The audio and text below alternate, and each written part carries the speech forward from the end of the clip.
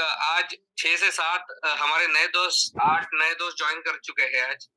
तो एक बात बताओ कि कभी आपने मार्केट में ट्रेड किया है या ये कैसे चलता है? इसकी कोई जानकारी? तो थोड़ा सा फ्लैशबैक लेंगे और फिर से will get into it. Candle pattern क्या रहता है? अच्छा Mahendra ji, Amit ji, thank you for your reply. ये रिप्लाई को लेके हम आगे बढ़ सकेंगे। ठीक है कुमार जी, ये बहुत अच्छी बात है कि हमें नॉलेज नहीं है ये मालूम रहना। ठीक है Vinay ji, mister PC, thank you. Shweta Das ji, thank you, आपने खुल के बताया। Vinay ji, thank you. So that ये बहुत अच्छी चीज है कि जो हमें मालूम है कि हमें मालूम नहीं है, सो दैट कुछ नया चीज सीखने में कठिनाई आती नहीं है। जी, तो लास्ट जैसे हम बात किया कि इंडिया में देखा जाए तो इंडियन मार्केट में अब अभी आप न्यूज देखते हो, न्यूज चैनल देखते हो, तो उसमें आप दो बहुत जाने माने एक्सचेंज के नाम सुने रहेंगे इंडियन मार्केट में। कौन सा है वो? एक है,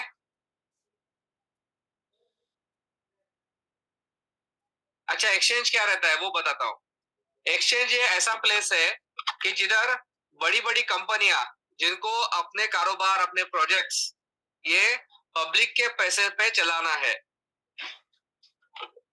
अडानी शुभम जी, ये अडानी एक कंपनी हो गई, लेकिन ये कंपनी कहाँ रजिस्टर होगी? जहां से वो पब्लिक का पैसा उठा सकती है और लोगों के पैसों का यूज करके खुद का प्रोजेक्ट में मुनाफा कमाएगी। और वो मुनाफा का कुछ पार्ट वो जिन्होंने उस कंपनी में इन्वेस्ट किया है वो सब कंपनी में वो फिर से एज ए डिविडेंड के स्वरूप में बांट देती है। ठीक है, तो ऐसी सब कंपनियां अनेक अलग अलग एक्सचेंजों में खुद की कंपनियां दर्ज करा देती है। वेरी राइट अमित जी, अमित मुखर्जी जी, राज आर्या, आप बहुत अच्छा प्रॉपर आंसर दिया। एक है एनएससी, दूसरा बीएससी। एनएससी का फुल फॉर्म है नेशनल स्टॉक एक्सचेंज और बॉम्बे स्टॉक एक्सचेंज। ये बहुत बड़े दो स्टॉक एक्सचेंजेस है। अभी रीजनल स्टॉक एक्सचेंज भी है, ये आपको बताता हूँ। देखो जयपुर में 3 बड़े बड़े फ्लाईओवर्स आते हैं, तो उसमें से दूसरे फ्लाईओवर में हम लोग जब गुजरते हैं तो राइट साइड में एक बहुत बड़ा बोर्ड दिखता है, जयपुर स्टॉक एक्सचेंज। आप पुणे में जाओ, पुणे स्टॉक एक्सचेंज है। कोलकाता में जाओ, कोलकाता स्टॉक एक्सचेंज है। बड़ौदा में जाओ तो बड़ौदा स्टॉक एक्सचेंज है। तो आप जिस सिटी में जाते हो उधर की छोटी मोटी कंपनियां खुद का नाम अपने अपने एक्सचेंज में दर्ज करा देती है और लोकल लेवल पे जो इन्वेस्टर्स है वो इस कंपनियों में खुद का पैसा डालती है।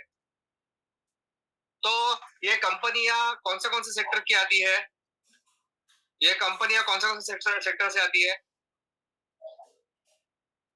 कोई बता पाएगा? कुछ चुनिंदा सेक्टर है इंडिया में जिसमें ये कंपनियां काम करती है। अभी एल बोला तो आईटी है, एल आईटी में भी है, एल इंफ्रास्ट्रक्चर में भी है, एल का खुद का सीमेंट भी है, right, pharma, banking, IT. Banking के भी ऊपर एक बहुत बड़ा सेक्टर है फाइनेंस। आपने एक कंपनी का नाम सुना रहेगा, Bajaj Finance, Bajaj Capital, right, Muthoot Finance. So ये सारी कंपनियां आपने दर्ज की हुई आपको दिखेगी एक्सचेंजेस पे। दूसरा, हाइड्रोकार्बन इंडस्ट्री जो बोलते हैं, जिसमें पेट्रोल, डीजल, प्लास्टिक, तरह तरह के हाइड्रोकार्बन प्रोडक्ट्स इनको बनाया जाता है रिफाइनरीज में, जिसमें ऑयल एंड गैस निकलते हैं, नेचुरल गैस निकलता है, क्रूड ऑयल का उत्खनन होता है। तो ऐसी कौन सी कंपनी है दोस्तों, आप बता सकते हो इंडिया में? शुभम जी, हम लोग कमोडिटी को बाद में आते हैं, पहले ये एक्सचेंज कंप्लीट कर देते हैं। तो ऐसी कौन सी कंपनियां हैं जो इस पे काम करती है, हाइड्रोकार्बन में काम करती है? हमें ये मालूम रहना चाहिए। यस, बहुत सही जवाब दिया बीपीसीएल, विपिन जी, बहुत सही जवाब। बीपीसीएल है, और इंडिया की लार्जेस्ट हाइड्रोकार्बन कंपनी, भूल गए? कमल जी, बीपीसीएल बहुत सही आंसर है। बट इंडिया की लार्जेस्ट कंपनी कौन सी है हाइड्रोकार्बन, जो ऑयल एंड गैस में बहुत बड़ा काम करती है? आज हमारा 70 to 80% नेटवर्क वही कंपनी चलाती है। मोबाइल का नेटवर्क वो कंपनी चलाती है। हमारे घर में ग्रोसरी लाने का काम वो करती है। यस राजी, सब लोग रिलायंस को भूल गए। आज की जमाने की सबसे एकदम, क्या बोलते हैं, एकदम स्टेबल कंपनी है इंडिया में, जो है रिलायंस। रिलायंस के साथ साथ आपने बीपीसीएल का नाम बताया, डीमार्ट। डीमार्ट के कंपनी का नाम क्या है? डीमार्ट तो उसका एक बिजनेस का टाइप हुआ। डीमार्ट के कंपनी का नाम क्या है जो कंपनी करके दर्ज है एक्सचेंज में? नहीं, किराना सामान तो नहीं, अमेजॉन इंडिया में दर्ज नहीं है, ये अमेरिकन कंपनी है। जैसे इंडिया का एक्सचेंज है, वैसे न्यूयॉर्क स्टॉक एक्सचेंज है, तो उधर ये कंपनियां दर्ज है। बीएसएनएल, बहुत सही जवाब। और कौन सी सब इंडिया की लार्जेस्ट पब्लिक सेक्टर कंपनी कौन सी है जो उसमें दर्ज है? आईबीएम, टीसीएस, बाद में इंडियन रेलवे। इंडियन रेलवे की कौन सी कंपनी दर्ज है? आईआरसीटीसी। टाटा तो बहुत बड़ा ग्रुप है, टाटा की अलग अलग कंपनियां हैं। NTPC, very right. Indian oil, yes. यानी हमारे से कुछ दोस्त ये सब जानकारी रखते हैं, ये जान के बहुत अच्छा महसूस हुआ। अच्छा, चलो, तो ये सब कंपनियां एक्सचेंज में जाती है और पब्लिक पे कॉल आउट करती है कि आप हमारे शेयर ले सकते हो और आप शेयर होल्डर हो सकते हो कंपनी के। तो कंपनी में जो सब काम चलते हैं, जो मुनाफा मिलता है, वो सब आप इसमें देखोगे कि उनको वो डिक्लेयर करना पड़ता है। ये साल कंपनी को कितना प्रॉफिट हुआ, वो प्रॉफिट का शेयरिंग, ये उनके जो शेयर होल्डर्स है उनको कितना जाएगा, ये साल का प्रीमियम कितना रहेगा, ये पूरी जानकारी वो कंपनियों को, उनके उनके शेयर होल्डर को देनी पड़ती है। तो अभी जो लोग इन्वेस्ट करते हैं कंपनीज में और शेयर लेके बैठते हैं, लेकिन कुछ लोग हैं कि जो डेरिवेटिव्स पे काम करते हैं। अभी डेरिवेटिव्स क्या है? डेरिवेटिव्स एक ऐसी चीज है कि जिसमें 100% आपको कंपनी का शेयर वैल्यू पे करना नहीं पड़ता। कभी कभी मार्जिन के हिसाब से 1:5 का रेशियो रहता है उसमें। आप अगर ऑप्शंस कर रहे हो तो ऑप्शन में तो सिर्फ प्रीमियम से काम चलता है, आपको प्रीमियम देना पड़ता है, and on the basis of premium आप ट्रेड कर सकते हो। सो अल्टीमेटली जो ट्रेडर्स है वो और इन्वेस्टर्स भी किस चीज का सहारा लेते हैं और अपना डिसीजन मेकिंग करते हैं, उसे कहते हैं टेक्निकल चार्ट। क्या कहते हैं उसको? Technical chart. अभी हम लोग बात कर रहे थे रिलायंस इंडस्ट्रीज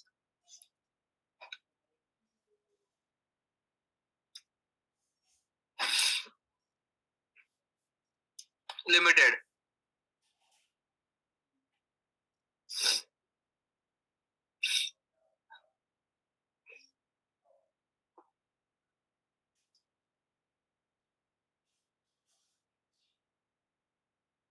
ये देखो,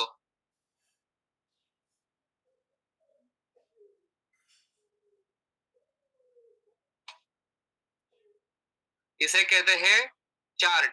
और इसका हर एक चार्ट का एक विंडो रहता है।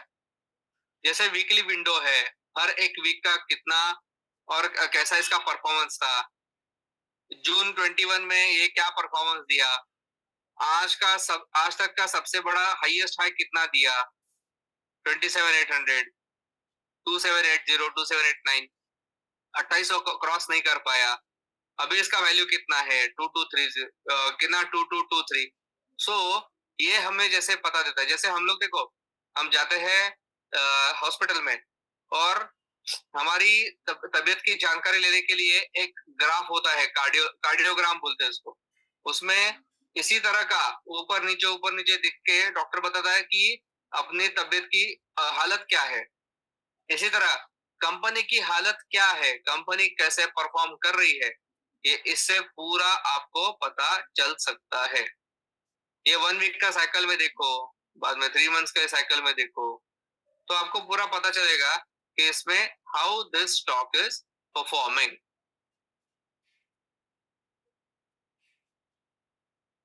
तो पूरा एक साल में ये कैसे बिहेव किया, ये पूरा इसमें पता चलता है। अभी ये हुआ स्टॉक के बारे में।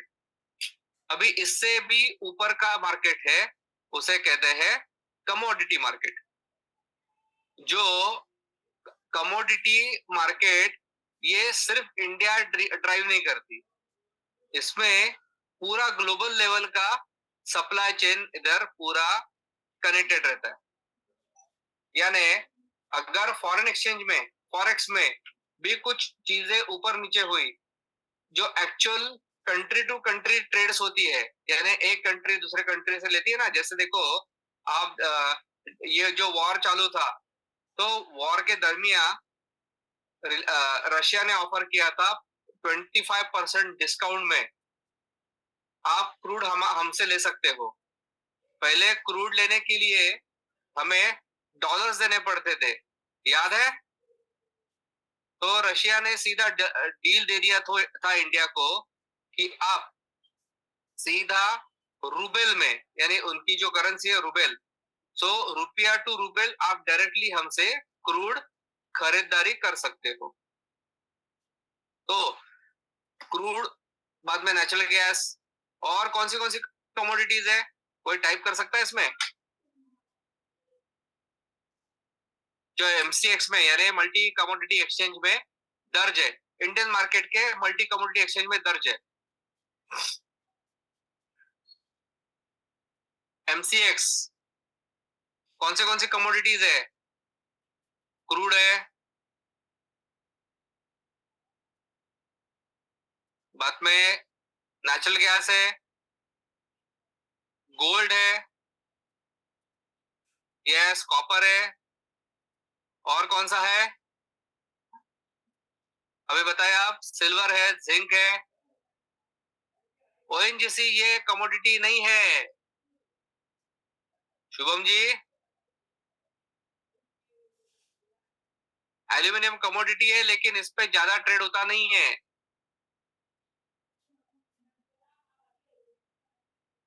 निकल है, राइट। निकेल का बहुत बड़ी मात्रा में यूज होता है स्टेनलेस स्टील में, इसलिए निकेल का कारोबार बहुत बड़ा है। नहीं, सीएनजी को कभी ट्रेड नहीं किया जाता नेचुरल स्टॉक एक्सचेंज का। अशोक कुमार जी, ये थोड़ा सा आपको फिर से अटेंड करना पड़ेगा। जब आप 4-5 टाइम अटेंड करोगे तो आपको थोड़ा सा इसका अवेयरनेस आ जाएगा। ये तो डेली बेसिस के रोजमर्रा की जिंदगी का चीजें है। Natural gas, right. अभी ये मल्टी कमोडिटी कमोडिटी बोले तो जैसे डेली बेसिस पे हम लोग कुछ कमोडिटी खरीदते हो। सुबह सुबह दूध वाले से दूध आता है, वो एक कमोडिटी है। हम किराना माल के किराना भंडार में जाते हैं, तो किराना भंडार में हम लोग जाते हैं तो गेहूं लेते हैं, चावल लेते हैं, ज्वार लेते हैं, बाजरा लेते हैं। ये भी कमोडिटी है। सब्जी तरकारी लेने के लिए हम लोग जाते हैं, तो तरकारी भी एक प्रकार की कमोडिटी है। अभी एफएमसीजी सेक्टर में जो लोग काम करते हैं उनको मालूम है, डेली बेसिस पे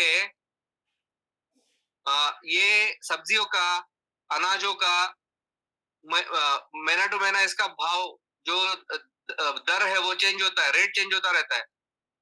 अगर ये मंथ छोड़ दो, अभी हर एक वीक में आप डीमार्ट जाते हो, तो डीमार्ट में जाते हो तो गेहूं का भाव वही सेम मिलता है कि आपको? तो नहीं। तो ये जो रेट है वो डिसाइड होता है उधर के एफएमसीजी एक्सचेंज पे, जो ऑफलाइन चलता है। और ऑनलाइन जो चलता है उसे कहते हैं मल्टी कमोडिटी एक्सचेंज जिन पे गिनी चुनी कमोडिटीज लेके उस पे ट्रेड किया जाता है। तो उसमें कौन सी है वो हम लोग अभी देखा। यस, कपिल जी बहुत सही आंसर दिया। एनसीडीएक्स में आप गवार ये शक्कर, बाद में लेग्यूमिन्स, इनका भी बहुत सारा ट्रेड आपने देखा रहेगा।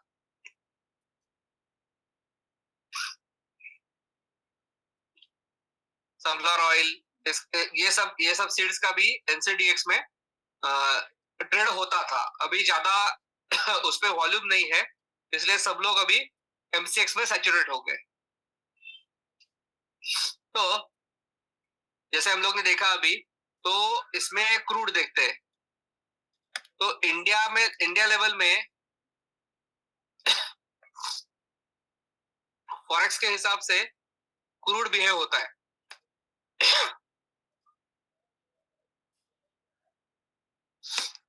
ये रहा ग्लोबल क्रूड प्राइस। कितना दिख रहा है आपको? ग्लोबल क्रूड प्राइस कितना दिख रहा है? 66। ये 65 जाके लो मार के ऊपर आया है।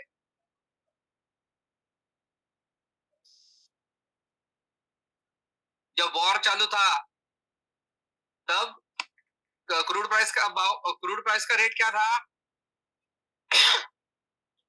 कोई बता सकता है? फरवरी 2021 में जब यूक्रेन और रशिया का भाव चालू था, वॉर चालू था, तब के टाइम क्रूड कितना हो गया था? वेरी, एकदम बराबर सवाल, एकदम बराबर जवाब दिया, माइनस में चला गया था। और गोल्ड गोल्ड किधर था वो टाइम पे? गोल्ड हाई पे हाई मारे जा रहा था। ये तो इंडियन मार्केट का गोल्ड हो गया। I am talking about the global market. 2000, 2100 dollar पर आउंस, ये रेट पे जा रहा था। तो कहने का ये मुद्दा है कि रोजमर्रा की जिंदगी में हमारी चीजें इस कमोडिटी से जुड़ी हुई है। क्रूड ऑयल के बहुत सारे प्रोडक्ट्स हम लोग यूज करते हैं, जैसे पेट्रोल है, डीजल है, बाद में नाफ्ता है, बाद में आपका जो अलग अलग ये प्लास्टिक जो बनता है वो भी क्रूड का जो प्रोडक्ट है उस पे बनता है। तो क्रूड का प्राइस अगर ऊपर नीचे हो गया तो डेली बेसिस पे हमारे जो पूरे व्यवहार चलते हैं, बिजनेस चलता है, उस पे उसका लॉन्ग टर्म का एक इफेक्ट आ जाता है। आप देखोगे क्रूड लो हो गया तो फटाक से आपकी पेट्रोल डीजल की कीमतें भी कम हो जाती है। ऐसा सब आप ये चेंजेस देख पाओगे उसमें। अपार्ट फ्रॉम दिस, किसी को कुछ सवाल है तो आप टाइप कर सकते हो।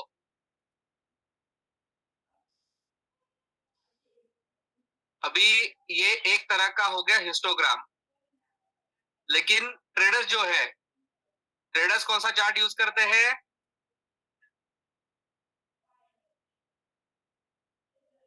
ट्रेडर्स ट्रेडर्स ये टाइप का, ये पैटर्न का चार्ट्स यूज करते हैं। इसे कहते हैं कैंडल पैटर्न। दोस्तों याद है 2 हफ्ते पहले हमने कुछ कैंडल पैटर्न्स देखे थे। निर्मल जी, आपको और 4 से 5 सेशन आगे अटेंड करने पड़ेंगे, तो स्लोली स्लोली आपको भी समझ आएगा। आप मार्केट देखना चालू कर दोगे। देखो कुछ साइट्स है जैसे investing.com है, आपको investing.com, moneycontrol.com में जाना है और उसमें आपको आपका ईमेल आईडी डालना है।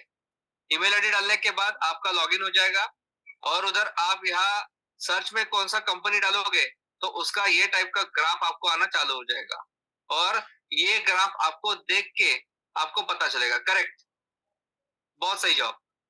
तो ये टाइप के ग्राफ आपको दिखेंगे। ये ग्राफ आपको देखना है और समझना है कि कंपनी किस तरह का सक्सेस कर रही है। जो भी ट्रेडर्स है या फिर इन्वेस्टर्स है वो ये ग्राफ्स देख के उसमें इन्वेस्ट करते हैं। कंपनी का प्रेजेंट हालत क्या है, बाद में कंपनी के कुछ रिपोर्ट्स निकलते हैं, कंपनियों के कुछ इकोनॉमिक टाइम्स, 9-12 टाइम्स, इसमें आप देखोगे तो उसमें बिजनेस का एक पेज रहता है। इकोनॉमिक टाइम्स तो पूरा पेपर बिजनेस का ही है, बिजनेस टाइम्स है। तो उसमें आप देखोगे ये सारी कंपनियों के न्यूज, छोटे छोटे रिपोर्ट्स रहते हैं वो आते हैं। बाद में जो कंपनियां लिस्टेड रहती है उनका एनुअल रिपोर्ट आता है। वो एनुअल रिपोर्ट से पता चलता है कि नेक्स्ट ईयर में ये कंपनियां किस तरह का प्रोजेक्ट, किस तरह के काम करेगी। और जो डेली बेसिस पे अगर इस पे ट्रेड करते हैं उनको पता चलता है कि हमें ट्रेड कैसे करना है। अभी इसमें ट्रेडिंग के भी अलग अलग टाइप है।